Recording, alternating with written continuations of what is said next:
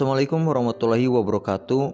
Kita bahas uji kompetensi 4.4 Matematika kelas 10 semester 1. Soal nomor 1, lengkapi tabel berikut ini.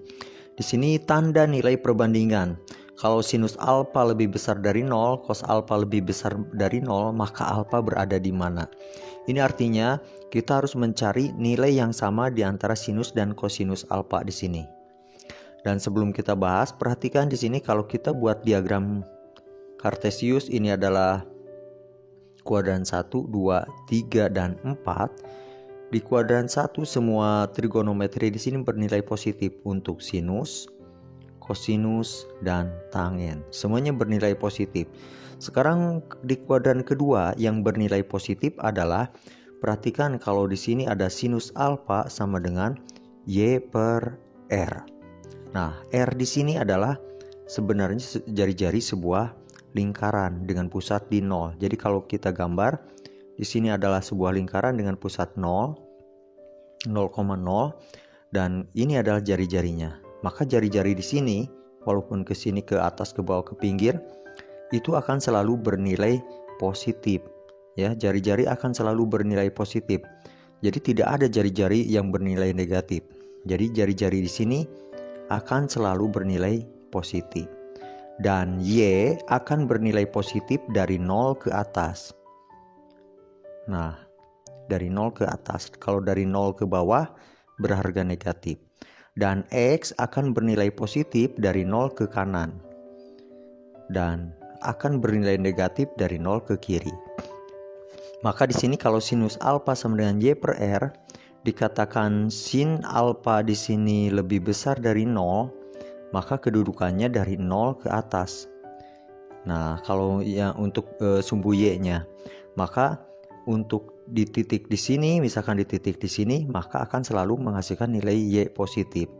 Jadi di kuadran kedua, nilai sinus juga akan bersifat positif. Sekarang di kuadran ketiga dengan cara yang sama, yang menghasilkan nilai positif itu adalah tangen. Dan di kuadran keempat adalah kosinus. Dan sekarang pertanyaannya adalah, jika sin alfa lebih besar dari 0, cos alfa lebih besar dari 0. Nah, kedua-duanya bernilai lebih besar dari 0. Berarti Y-nya di sini positif dan yang di sini X-nya yang positif. Jadi kalau kita gambar, yang Y positif berarti ke atas ya. Yang X positif berarti ke kanan. Berarti sudut ada di sebelah sini. Berarti sekitar alfanya ada di sini. Berarti jawaban untuk soal bagian A, sinus alfa lebih besar dari 0 dan kosinus alfa lebih besar dari 0, maka alfa berada di kuadran ke-1. Sekarang untuk bagian B, sin alfa lebih kecil dari 0 dan cos alfa lebih besar dari 0. Di sini kalau diketahui sin alfa lebih kecil dari 0, maka nilai Y di sini adalah negatif. Dan di sini kalau cos alfa lebih besar dari 0, maka nilai X-nya adalah positif. Jadi kalau kita gambar, ini sumbu X, di sini sumbu Y-nya, ini huruf Y. Dan untuk Y negatif berarti arahnya ke bawah. Dan untuk X positif berarti arahnya ke kanan. Berarti sudut berada di sini. Ini adalah kuadran 1, kuadran 2, kuadran 3, dan kuadran 4. Jadi sudut berada di kuadran keempat untuk bagian B. Soal bagian C, di sini tangen alfa lebih kecil dari 0. Tangen alfa lebih kecil dari 0. Posisi kalau di diagram seperti ini. Ini kuadran 1, kuadran 2, 3, dan 4. Ini sumbu Y positif, ini sumbu X positif. Karena tangen alfa lebih kecil dari 0, kan untuk dasar dari tangen itu adalah Y per X. Karena lebih kecil dari 0, maka salah satu di sininya kita buat menjadi negatif. Jadi bisa menjadi min Y per X atau Y per min X. Nah, posisinya berarti bisa di kuadran kedua untuk yang negatif dan bisa di kuadran keempat. Dan sekarang untuk sin alfa lebih besar dari 0. Berarti untuk sin alfa di sini adalah Y per R. Artinya kalau lebih besar dari 0, maka nilai R-nya di sini sudah jelas positif, maka nilai Y-nya juga harus positif karena lebih besar dari 0. Dan untuk sin yang berharga positif itu, berarti kalau Y-nya lebih besar dari 0, berarti nah ini grafik sumbu Y-nya berarti berada di posisi kuadran 1 dan di kuadran kedua. Dan kita lihat ada satu kuadran yang dipakai bersama di sini, berarti kuadran kedua. Jadi jawabannya untuk C adalah kuadran kedua. Soal bagian D, tangen alfa lebih besar dari 0. Tangen alfa lebih besar dari 0. Ini kondisinya bisa seperti ini. Tangen alfa kalau lebih besar dari 0 itu kondisinya bisa jadi Y per X. Ini kondisi Y per X. Dan satu lagi kondisinya min Y per min X. Jadi kalau kita buat diagram kartesiusnya di sini, untuk Y per X di sini kondisinya positif kedua-duanya. Berarti di sini X positif dan di sini adalah Y positif, maka sudutnya ada di sini. Jadi ada di kuadran ke-1 untuk posisi ke-1 ya. Dan yang min Y per min X nya ada di sini. Ini adalah min X. Dan di sini adalah min Y. Berarti posisinya ada di kuadran ini, kuadran ketiga. Nah, ini untuk tangen. Dan sekarang untuk sin alfa lebih besar dari 0. Sin alfa lebih besar dari 0. Ini kondisinya untuk sin alfa kita bisa tulis Y per R. Dan kedua-duanya positif. Ini kedua-duanya positif. Untuk Y positif di sini berarti kondisinya bisa di kuadran ke-1 dan di kuadran kedua. Sekarang perhatikan yang salah satu kuadran yang diisi oleh sin dan tangen adalah kuadran ke-1. Jadi jawabannya untuk soal yang bagian D di sini adalah kuadran ke-1. Soal bagian E, perhatikan yang tangen alfa tadi sudah kita bahas. Tangen alfa yang berharga negatif atau lebih kecil dari 0, ini tangen alfa itu berarti Y per X. Karena lebih kecil dari 0, maka kondisinya bisa seperti ini. Bisa min Y per X dan bisa Y per min X. Maka kalau kita gambar di diagram kartesiusnya, posisi untuk min Y berarti ada di sini dan X positif ada di sini. Berarti tangen alfa akan berharga negatif jika berada di kuadran keempat. Dan satu lagi, yang ini perhatikan, Y-nya positif berarti di sini dan X-nya negatif. Tangen alfa akan berharga negatif kalau berada di kuadran kedua. Dan sekarang kita perhatikan ke kosekan. Kosekan alfa lebih kecil dari 0 ya, lebih kecil dari 0. Kosekan itu adalah inverse dari sin ya. Jadi 1 per sin alfa lebih kecil dari 0. Jadi ini sama dengan 1 per Y ya, di sini Y per R. Lebih kecil dari 0, maka posisinya adalah R per Y lebih kecil dari 0. Di sini nilai R akan selalu bernilai positif. Maka satu-satunya supaya menjadi negatif berarti nilai Y-nya yang negatif. Nilai Y-nya yang negatif. Jadi posisinya untuk kosekan alfa, Y-nya yang negatif, berarti posisinya untuk kosekan yang negatif itu berada di kuadran ketiga dan berada di kuadran keempat juga. Jadi di sini kuadran keempat itu ditempati oleh 2 ya, kosekan alfa dan tangen alfa. Jadi jawabannya untuk bagian E di sini adalah kuadran keempat.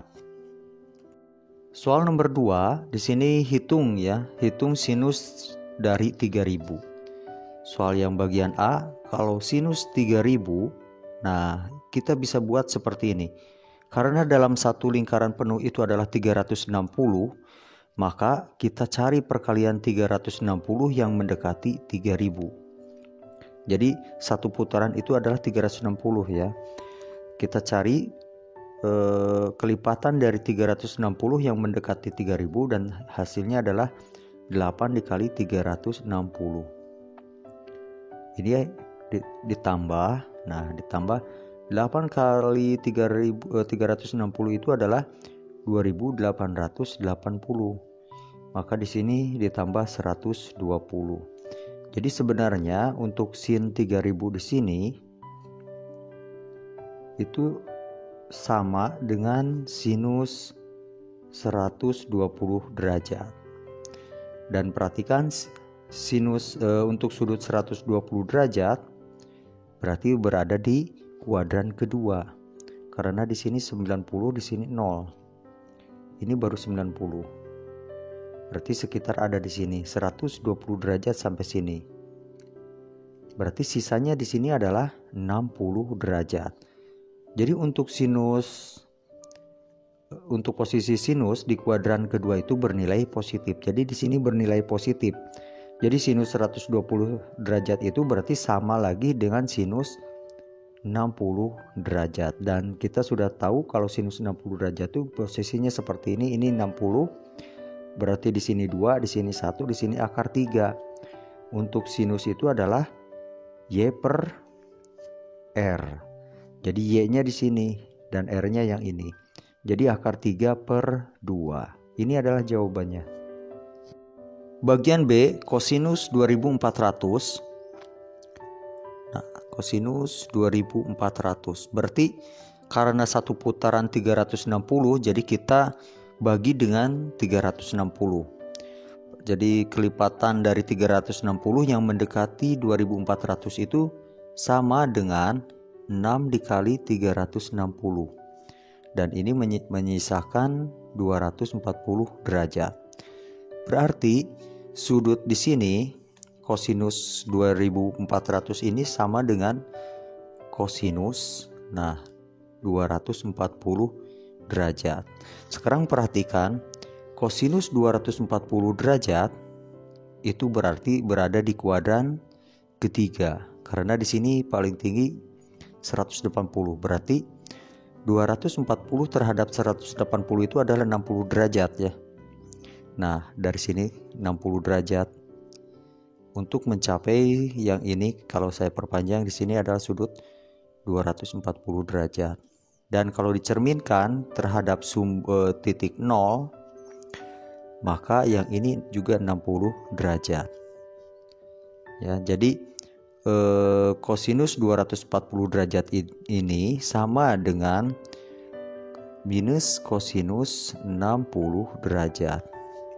Dan kosinus 60 derajat berarti gambarnya seperti ini. Kalau di sini 60 ya, 60 derajat. Berarti ini X, di sini Y dan di sini R. Nilainya yang X itu adalah 1, Y-nya akar 3 dan R-nya adalah 2. Berarti untuk kosinus minus kosinus 60 derajat di sini adalah X per R. X per R. Berarti X-nya adalah 1 per 2. Jadi sama dengan minus 1 per 2. Soal bagian C, sinus 5pi per 4. Kita buat dari sekarang seperti ini.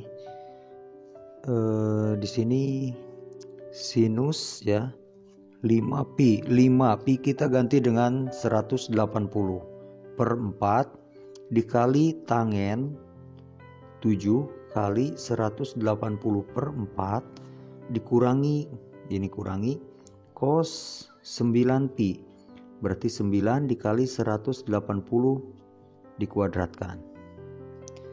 Dan sekarang sinus 5 ini 180 dibagi 4 itu adalah 45 dikali tangen 7, ini 180 bagi 4 itu 45 dikurangi kosinus 9 kali 180 itu adalah 02 ya.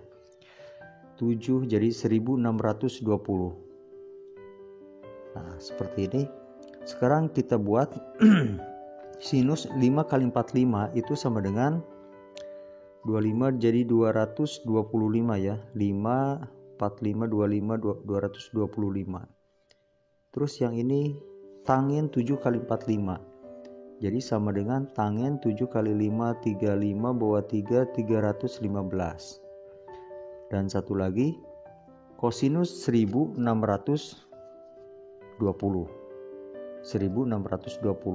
Berarti ini sama dengan kosinus 4 dikali 360 ya.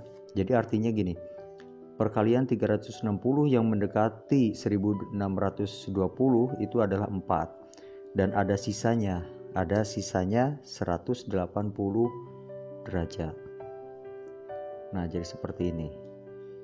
Berarti nanti yang diambil yang ini karena berarti 1620 itu adalah 4 putaran 180 derajat. Artinya seperti itu.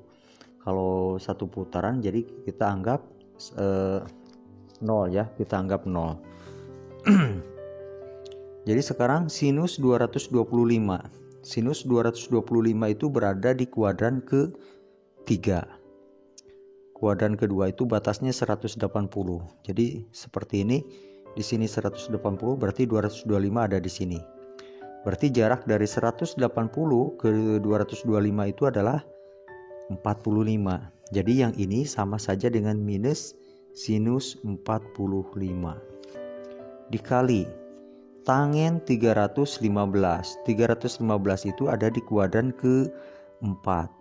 Tangen akan bernilai positif kalau ada di kuadran ke-3. Jadi yang ini jelas berharga negatif ya. Tangen 315. Nah, 315 dikurangi 270 dan hasilnya adalah 45 juga. Kurangi yang ini dianggap habis 180.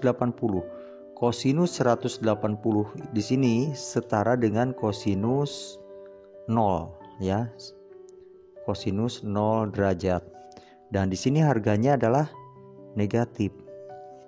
Harganya negatif. Kita kuadratkan. Sinus 45 berarti minus setengah akar 2. Dikali tangen 45 berarti min 1. Jadi di sini dikali min 1. Yang di sini kurangi. Di sini kosinus 0 derajat itu sama dengan min 1 ya. Jadi di sini nilainya min 1 kali min jadi plus 1. Di sini jadi plus 1. Jadi kita mulai kerjakan min kali min ini menjadi plus. Jadi setengah akar 2 ya ditambah 1. Nah, ini jawabannya sudah kita dapatkan. Kita cek dulu takutnya ada yang salah. Kita perhatikan tadi yang di sini adalah 180 ya. 180 di sini adalah minus 1. Minus 1 dikuadratkan jadi sebentar, yang ini kita cek dulu. Jadi yang ini cos 180 itu sama dengan minus 1. Terus dikuadratkan menjadi 1 terus dikali min. Oh iya. Di sini harganya min. Berarti di sini harganya min. Jadi nilainya adalah setengah akar 2 kurangi 1. Sekarang masuk ke bagian D. Sin 3pi per 2. Kita langsung ganti sin 3pi. 3 kali 180 dibagi 2 ditambah kosinus pi per 2. Pi 180 per 2 dibagi 2 tangen pi per 6. 180 dibagi 6 ya. Jadi 180 dibagi 6. Jadi sekarang kita bisa tulis di sini jadi sinus. Nah, perhatikan ini habis ya. 90 kali 3 menjadi 270. Terus ditambah kosinus yang ini habis menjadi 90. Jadi kosinus 90. Dan terus bawahnya ini habis jadi 30 ya. Jadi 2 tangen 30. Dan sekarang sinus 270 berarti ada di kuadran ke-3 ya. Berarti harganya negatif dan nilainya adalah 1. cos 90 itu bernilai 0 dibagi dengan 2 tangen 30. Tangen 30 itu sama dengan 1 per akar 3. Jadi sama dengan min 1 tambah 0 adalah min 1 per 2 kali 1 per akar 3 itu menjadi 2 per akar 3.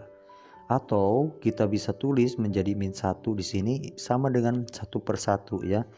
Dibagi 2 per akar 3 itu seperti ini. Nah, 2 per akar 3 itu seperti ini.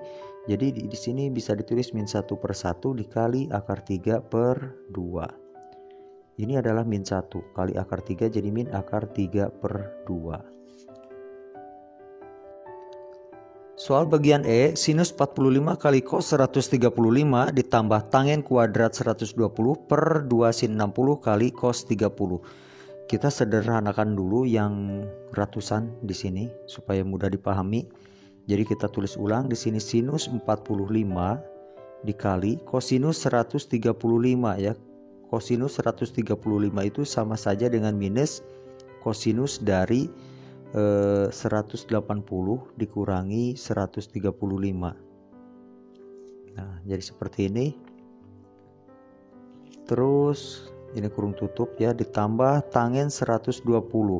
Berarti kita tulis tangen 120 itu menjadi minus ya, karena ada di kuadran kedua. Minus dari tangen 180 kurangi 120. Wah, ini hampir bertabrakan dengan yang tadi. Terus dibagi dengan 2 sinus 60 dikali dengan kosinus 30. Sekarang kita kerjakan satu persatu. Sinus 45 itu setengah akar 2. Yang ini kali, berarti di sini min cos 180 kurangi 135 itu adalah 45. Ditambah di sini min, kita tulis terus tangen 180 kurangi 120 itu adalah 60. Dikuadratkan, kuadrat ya, soalnya dikuadratkan. Ya, dikuadratkan dibagi dengan 2 sin 60 dikali cos 30. Dan sekarang tinggal dikerjakan, kita konversi angka-angkanya. Yang di sini menjadi setengah akar 2 tetap. Yang ini dikali minus kosinus 45 itu adalah minus setengah akar 2 ditambah tangen. Di sini tangennya berharga negatif ya. Tangen 60 itu adalah 1. Tangen 60 itu adalah akar 3 ya, akar 3. Akar 3 dikuadratkan menjadi 3. Nah, karena di sini minus jadi dikuadratkan menjadi 3 ya. Dibagi dengan 2 sinus 60. 2 sinus 60 itu sama dengan akar 3 per 2 atau setengah akar 3 dikali kosinus 30. Kosinus 30 itu adalah sama ya, akar 3 per 2. Nah, sekarang tinggal kerjakan. Perhatikan yang di sini plus ya. Jadi plus 3 kita tulis paling depan. Di sini setengah kali min setengah itu menjadi min 1/4. Nah, perhatikan setengah kali min setengah itu menjadi min 1/4. Akar 2 dikali akar 2 itu menjadi 2. Jadi kali 2. Jadi setengah dikali 2 jadi min ini 1/4 ya, maksudnya min 1/4 dikali 2 menjadi min setengah. Nah, maksudnya seperti itu. Jadi min setengah dibagi. Nah, sekarang perhatikan ini habis. Akar 3 dikali akar 3 menjadi 3. Jadi 3 per 2. Yang atas 3 kurangi setengah itu adalah 21/2. 21/2 itu adalah 5/2. Dibagi 3/2. Ini kita coret. Ini hasilnya menjadi 5/3.